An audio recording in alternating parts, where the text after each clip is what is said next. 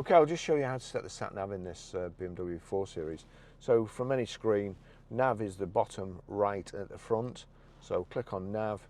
That's brought up the address input menu, and there we go. We've got address input. So click on there, and there we go down to postcode, and then it's this rotary control, and we are Grosvenor Garage, Blackburn Road, Higher Walton, PR.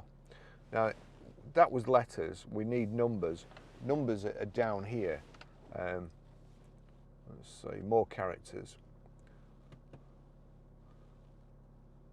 Once you click on more characters, that brings up the numbers. So 5, 4, J, it's gone back to letters, S, and then it's come up OK. We'll click OK in the centre. It's asking me for a street, but I don't want a street. Just start route guidance. It's giving me choices there. They're all the same choice. Click on start route guidance. Please follow the road for 1 mile. Way overcomplicated, but that's how you do it. Thanks for watching.